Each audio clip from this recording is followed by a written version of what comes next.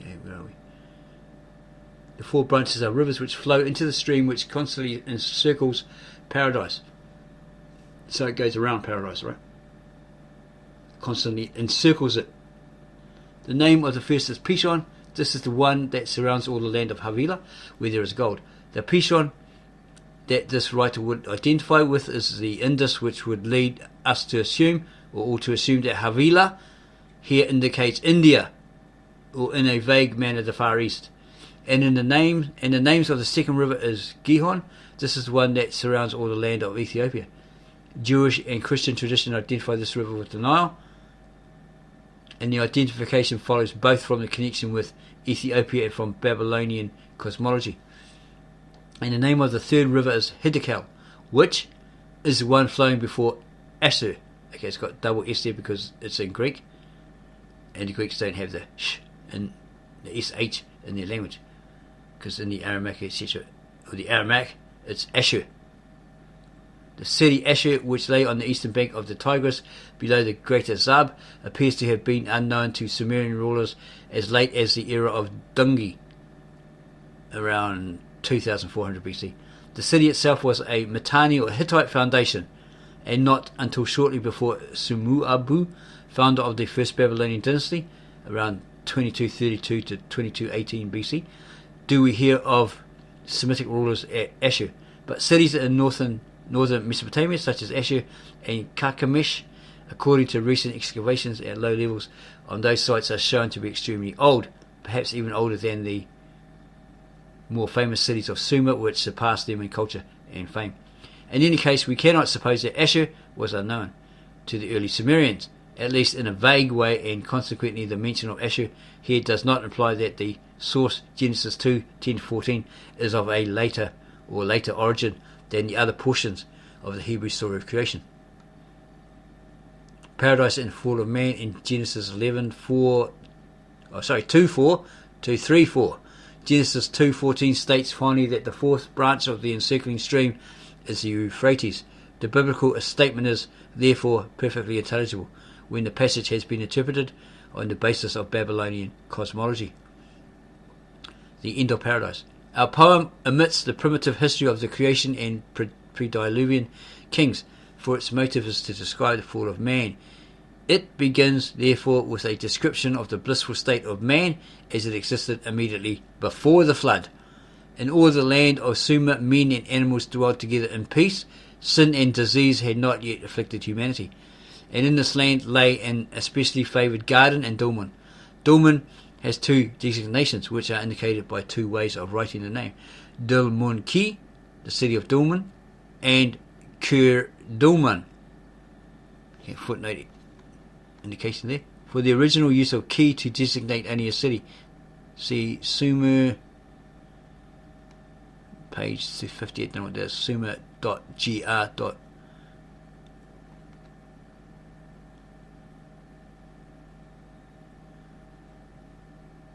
In all the land of Sumer, men and animals dwelled together in peace. Sin and disease had not yet afflicted humanity. And in this land lay an especially favoured garden in Dolmen. Dolmen has two designations, etc., etc. The mountain of Dolmen is Kur Dolmen, or more accurately, the Dolmanian mountain. This is the method employed in the tablet and employables Creation 6:12. Ordinarily, however, Kur Dolmen Ki is employed for the mountain of Dolmen. According to Sumerian grammar, Kur prefix to the name indicates the land of which the city in question is the capital. Strictly speaking, we should render Kur Dolmen by the land or province of Dolmen. But Kur means both mountain and lands. In case of those provinces which were mountainous, the Sumerians and Babylonians spoke of it as the mountain of X, and not the land of X. An interlinear text has put Kur Dolmen Ki Ka Ina Verti Sa Di E Dolmen. At the well of the mountain of Dolmen, Ishtar washed her head. It's a pagan goddess, which people we saw in a live debate were arguing over it. Okay, it's a pagan goddess and all this sort of stuff, and relatable to the Easter celebration. The reader will therefore understand that Dulmunki means the city Kir Dulmun, the province or land which is here rendered by mountain of Dulmun. Since after the flood the king Tagtug becomes a garden, and a garden is expressly mentioned, and since after the cursed Dulmun is mentioned as under the protection of one of the patron genii, we infer that the writers infer that the Sumerians regarded the land of Dulmun as a garden of paradise and the religious centre of Sumer. Of its city, Dulmun, where Enki the water god ruled mankind and in whose temple he revealed secrets to Tagtug, our epic says, his city was the home which assembles the land of Sumer. Sumer, or the land of the Sumerians, is related to the land of Dulmun in the same way as in the Hebrew. A garden in Eden, Genesis 11:8. Eden in Sumerian does not mean a barren plain but a wide stretch of flat land, and more often refers to meadowlands. Okay, a garden in Eden, or the plain of southern Mesopotamia, is related to the garden. According to the Hebrew version, the first of mankind, Adam, and his consort forfeited the blessings of paradise almost immediately after the creation. On the other hand, the Sumerian version allows us to infer that mankind enjoyed this blissful state until the flood. In the days of one Tagtug, who was mentioned as a king, and probably the king of Dulmun, man became sinful, and so Enki is the Oannes of Berosus. It's that half man, half fish, right? Where he's wearing a fish suit, a huge fish suit as clothing. He appears in religious texts most frequently under the title Ea, or god of the waterhouse, a name which is preserved by Damascus as Aos.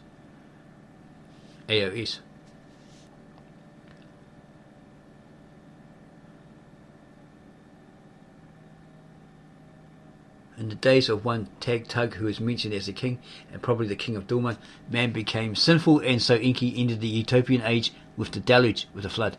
Right?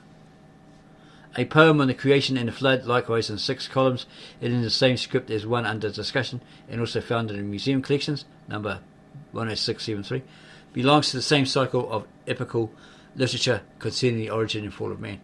This composition, which has been published by Dr. Purble in volumes 4 and 5, is unfortunately much more fragmentary than the text of number 4561. The style of the 2 poems are strikingly similar. The tablet previously published is devoted entirely, so far as the fragment permits us to infer, to the period from the creation to and including the flood. It appears to have described somewhat minutely the creation of man and the political affairs of Sumer before the flood. Also, the flood is minutely described, but the portion of the fragment which gave the reason why Enki destroyed mankind is not preserved. At the end, we learn that the gods caused the king, Zeu-Sudu, who escaped, to dwell in Dulmun. Evidently, the post-Diluvian history of man did not form part of the theme of this epic as it does in our own, and this writer's own. Right? Moreover, it agrees with the Semitic Babylonian account in 2 vital matters.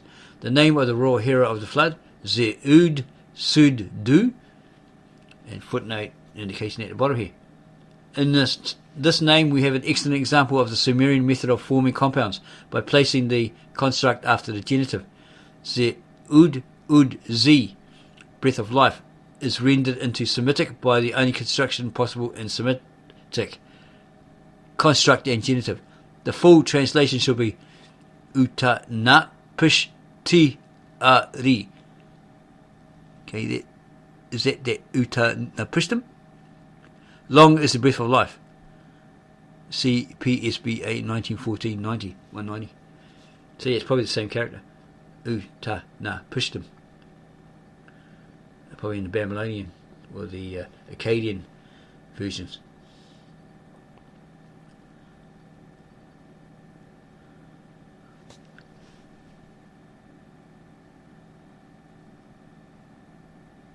Here we go. The name of the royal hero of the flood, Zeu-Sudu, is obviously identical with Zeud, the Sumerian original of Utanapishtim, Semitic name of this hero in the 11th book of the Epic of Gilgamesh, where the Semitic Babylonian version is given at great length.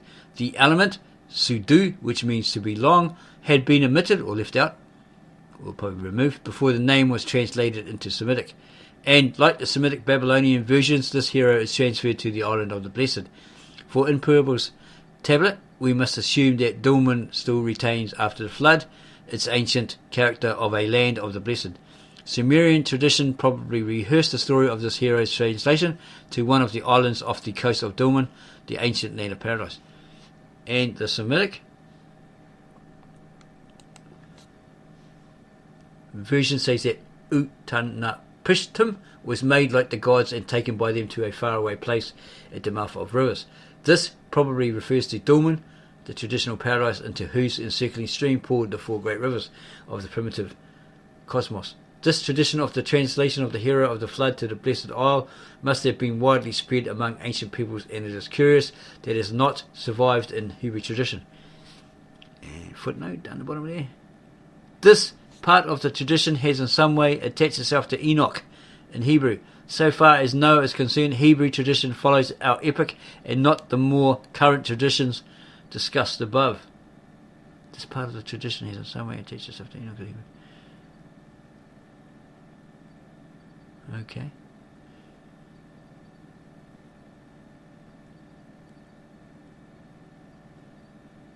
Berossus, as reported by Polyhistor, says that this hero, whom he calls Jesus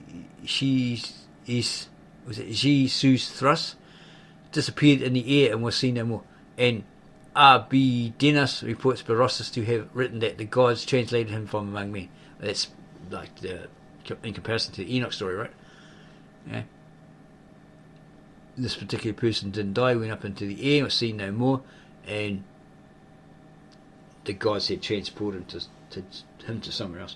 Whereas the Ktav Ashurit, I think, says, transported means like he's just been shifted to somewhere else. Not taken up by a spaceship or anything like that.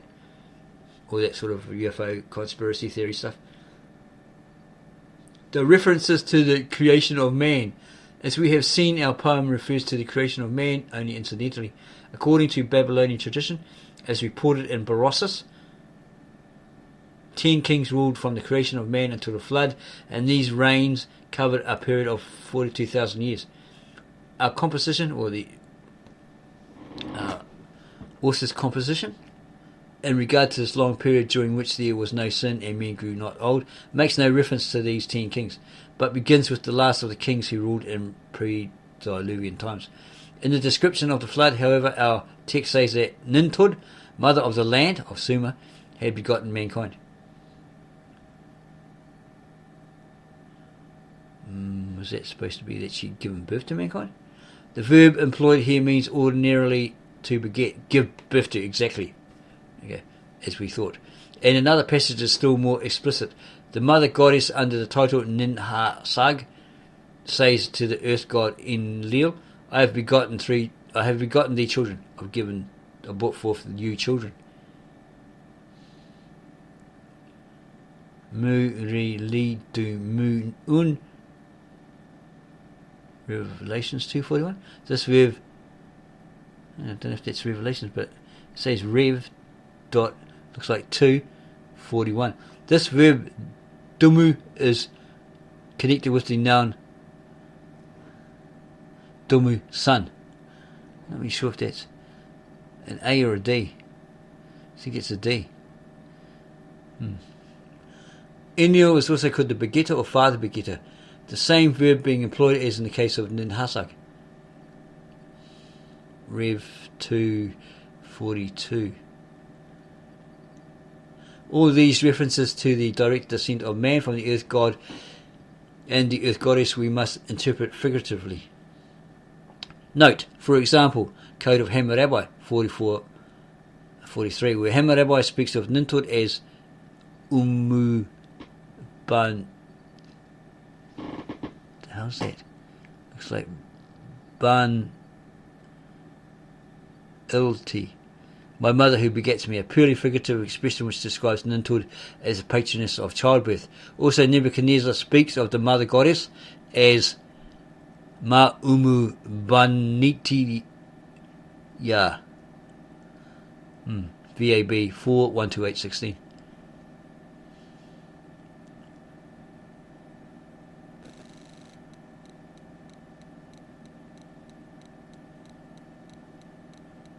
All these references to the direct descendant of man from the earth god and the earth goddess we must interpret figuratively.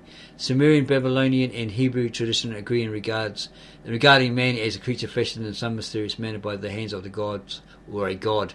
Undoubtedly the Sumerians, whose greatest and most ancient deity was Mother Earth, attributed the creation of humankind exclusively to this virgin goddess, a role which became attached to that type of mother goddess who presided over childbirth. In the evolution of this religion, the earth god, primarily the brother of the mother goddess, became associated with her in the creation of man. In the same way, there's a footnote, in the same way, Nini, the major type of mother goddess, is originally the sister and consort of Tammuz, the god of vegetation. For Aruru, a sister of Enlil, see Meek, Bar X Part 1, number 11, etc., etc. Okay, whatever it says down there in the footnote. The passage on which the relation of Aruru to the earth god is based was previously misunderstood. Okay, so that's quite interesting. Okay, we are going to have a break. We're going to leave you there. We feel that's enough for you to think over, ponder over, go back and reflect on.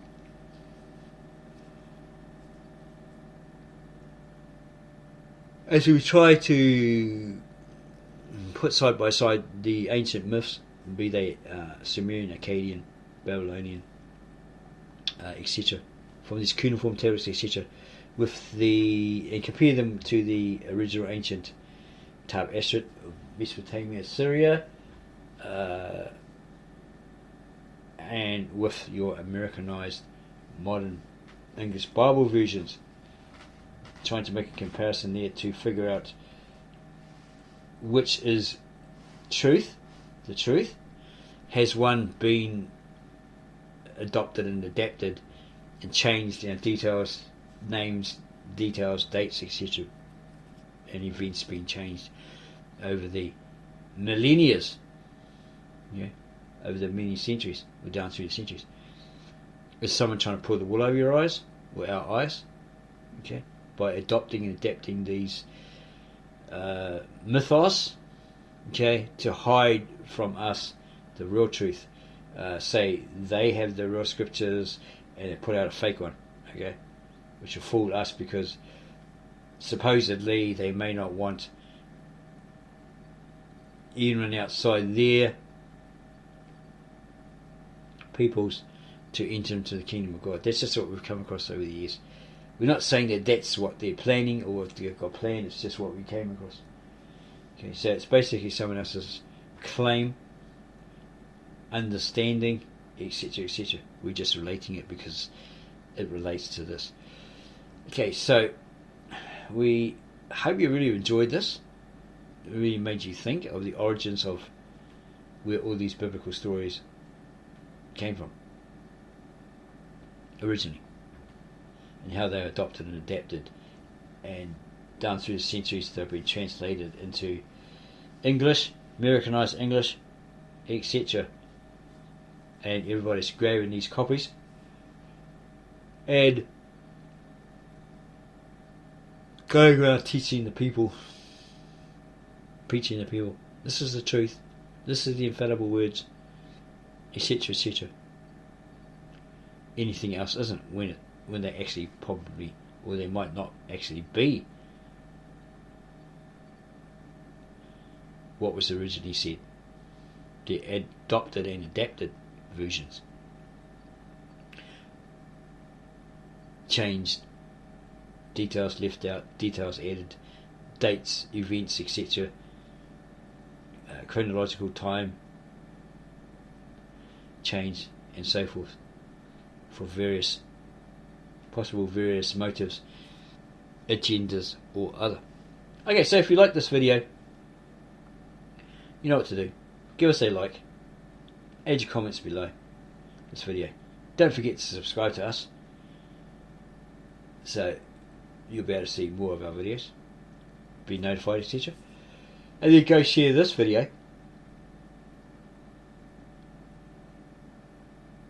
with everybody else you know, because they basically need to know the truth in regards to the biblical scriptures. They need to know the real truth, the whole truth, and nothing but that truth. No longer should they be putting up with the brainwashing, the conditioning, the hype, the fluff, and the deceit and the lies they've been told by people who have just recently been busted. This is not them exactly, but people like them who've been busted as groomers, molesters. You know, they're supposed to be like popular Christian ministers, etc., and they're lying through their teeth. They've been fooling people for 20, 30 years. Okay? They've amassed all this money, and they've been doing this stuff on the under the radar, right?